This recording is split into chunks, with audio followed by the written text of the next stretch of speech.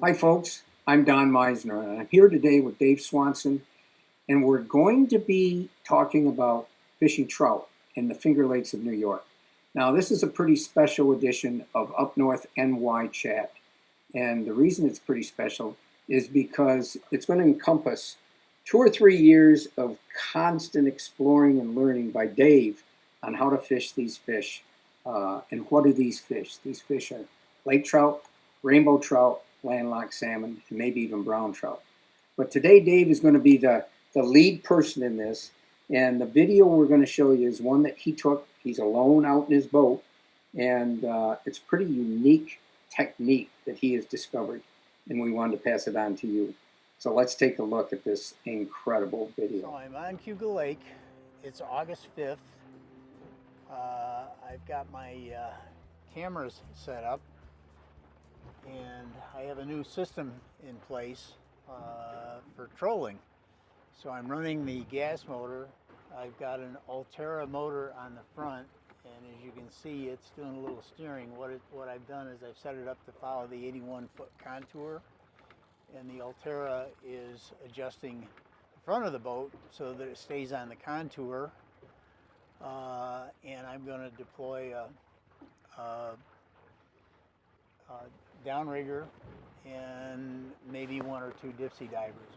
We'll see. It's a little bouncier today than normal, but I think it'll still work okay in any event. So let's go fishing. So I'm going to put the downrigger down about 65 feet. I'm going to keep it off the bottom. I'm trying to. I mean, there's a lot of lake trout in the lake, and as much as I enjoy catching lake trout, I'd rather catch a salmon today or a rainbow.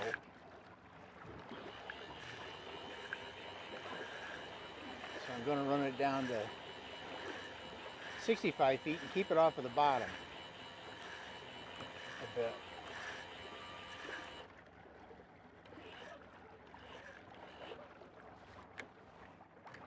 Okay, so that's down.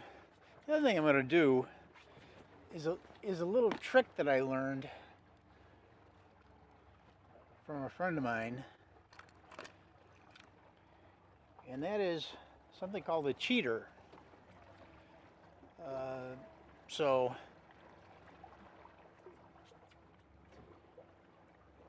what I'm going to do is I got about a 3, maybe 4-foot section of line. On the end of the line, I've got a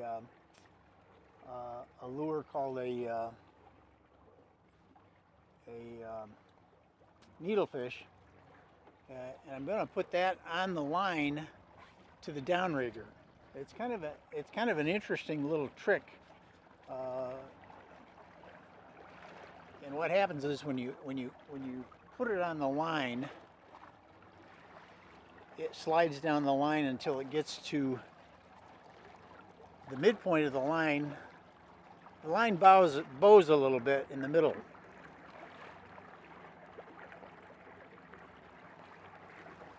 So what's going to happen is that cheater is going to slide down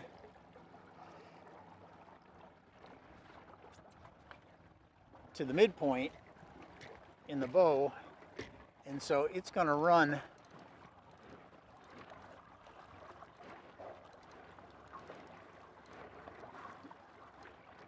at about 35 feet. And so we're set. Now we wait.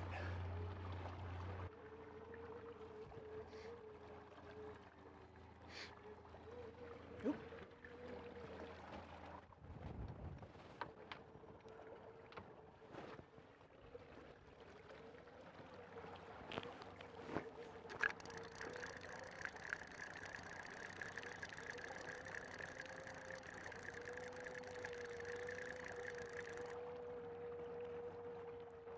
It looks like a rainbow.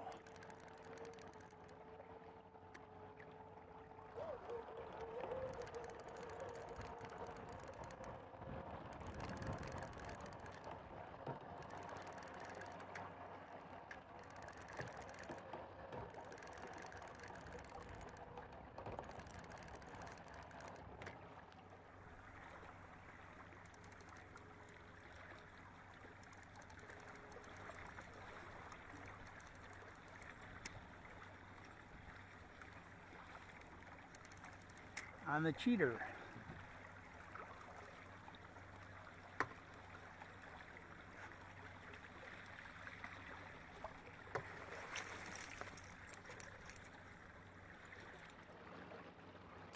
Nice rainbow.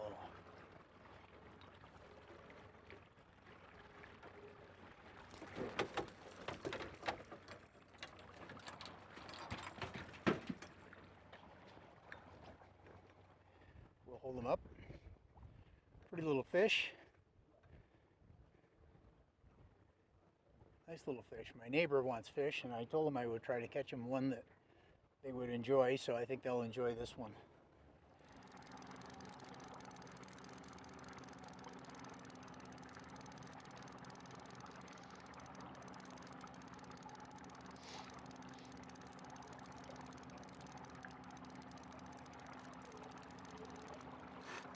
Whoa! Guess what? Something hit as I was reeling it up. Go figure.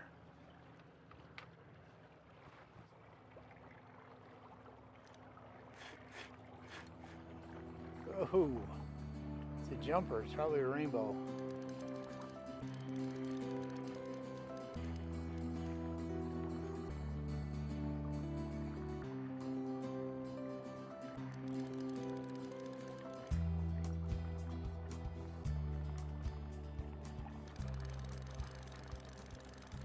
Oh, he got off. Well, Dave, that was interesting for about 10 different reasons, but I guess the biggest thing is you're able to go out there in August and you're able to catch rainbow trout, landlocked salmon, and almost every day you go out, you can catch lake trout.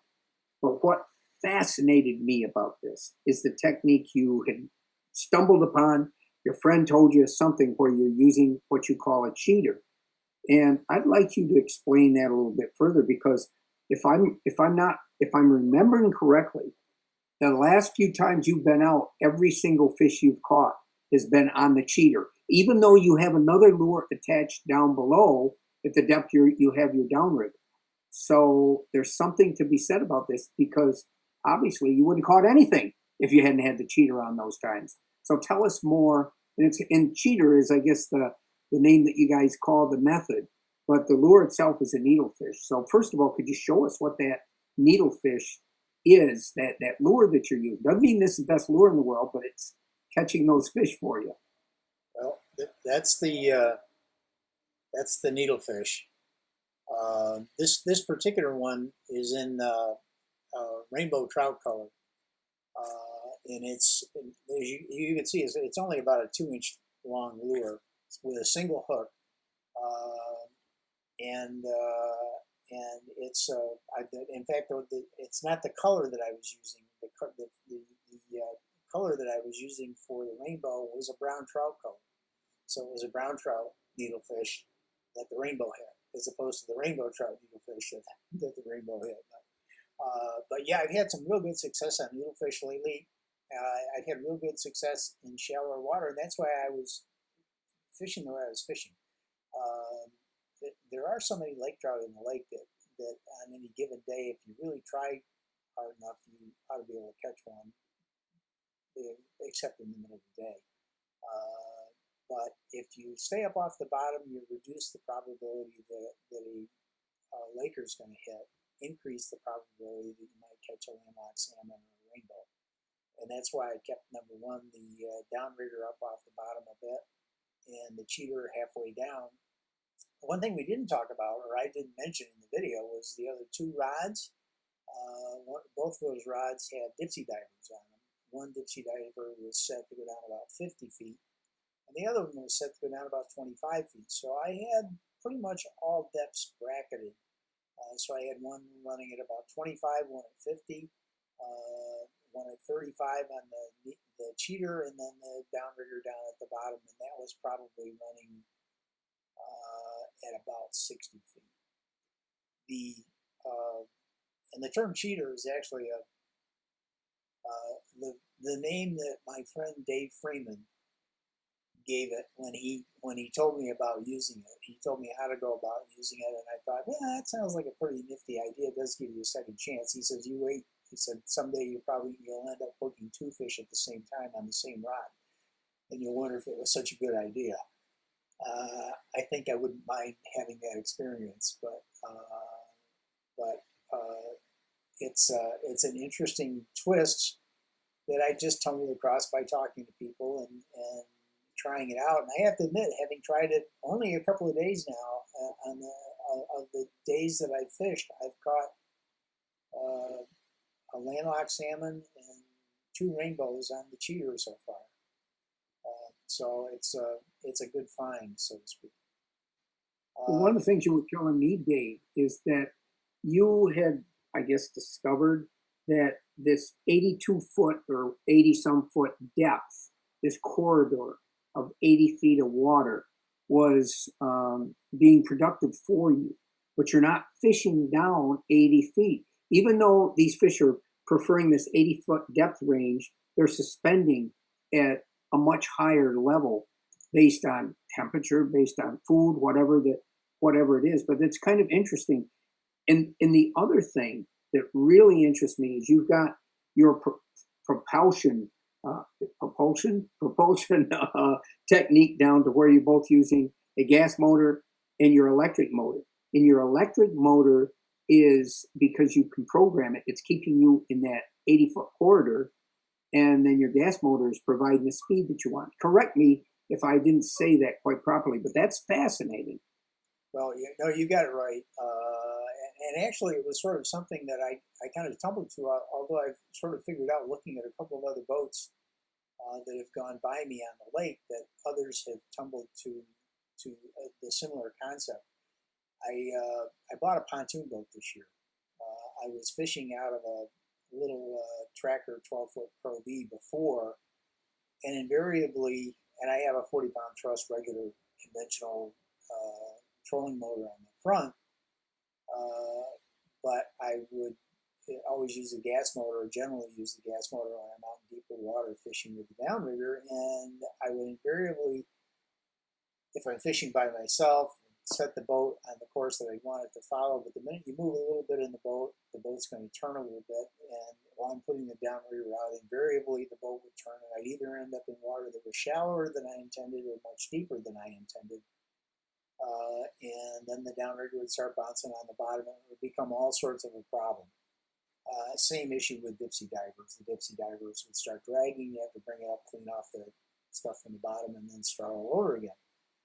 So when I bought the pontoon boat, I decided to outrig it a little bit differently, and so decided that I wanted something that I didn't have to lift all the time, and so I decided to buy an Altera trolling motor from Minn Kota, and that self-deploys. So by a push of a button, the trolling motor puts itself up and puts itself down, and when I want to stow it, it does the same thing. Push of a button, that brings the trolling motor up, and it stows itself, so there's no more lifting involved. But the added advantage is that it integrates with my Minn Kota, or my Humminbird, and so I can set through the Humminbird, set a contour that I want to follow, and the trolling motor talks to the Humminbird and adjusts the course. And I figured out, I started out fishing, and I put out a couple of earlier videos where I was trolling for lake trout with a fly rod when the water was colder and the fish were in closer. And I discovered that I could troll fairly well with just the trolling motor on the front of the boat. It's pretty quiet in shallow water. It works good. You're not making a lot of noise, so I wasn't running the gas motor at all. And then I was kind of lamenting the fact that I was going out to deeper water, that I need to go out to deeper water as the fish moved out, and I was lamenting the fact that I wasn't going to be able to use the trolling motor. I thought, oh, wait a minute, I probably can use the trolling motor.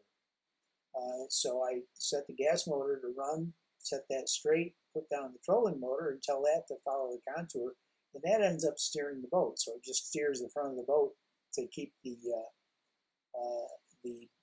on the contour, and the back motor basically just provides the propulsion and the speed that I want. So I can't get the trolling motor up to 2.5 miles an hour. It'll move the pontoon at 2 miles an hour if I'm not facing a lot of wind. But the gas motor, I can adjust the gas motor to get up to the speed I want to get at. And the trolling motor will control where it's going. The only thing I have to look out for is making sure I don't run into somebody else. I've discovered that there are a couple other people out there that I've seen trolling by with the gas motor who also have a trolling motor in the water up front. So they're clearly doing the same thing. I don't know whether they've got one that's automatically following a contour or whether they're just using the trolling motor to steer or not, but they're clearly using the trolling motor at the same time. So doing much the same thing. One of the things that that really intrigues me about this is that when you hook a fish utilizing this method, you shut the gas motor off, correct? And then, but the trolling motor continues, or is it just the opposite? It varies. Sometimes I set the gas motor off, shut the gas motor off. Sometimes I just slow it down so that I drop it back in speed considerably. I don't like to stop completely because with the dipsy divers or other rods out, you'll end up with tangled lines if you stop completely. So I always want to keep the trolling motor going at minimum. If there's not a lot of wind, I shut the gas motor down completely, put it into neutral, and let the trolling motor keep moving the boat at whatever speed it's going to move it at. If there's a little bit of wind, that doesn't work so well, so then I sometimes have to leave the gas motor running, but I slow it down considerably. Makes it easier to get the fish in, easier to net when you get them up to the boat. You'll notice with that rainbow that we were still moving. I still had because there was enough wind that I needed to keep the gas motor running. I did slow it down, but I kept the gas motor running, and then I had to bring that fish in through the current into the net. And doing that sometimes by myself isn't the easiest thing in the world.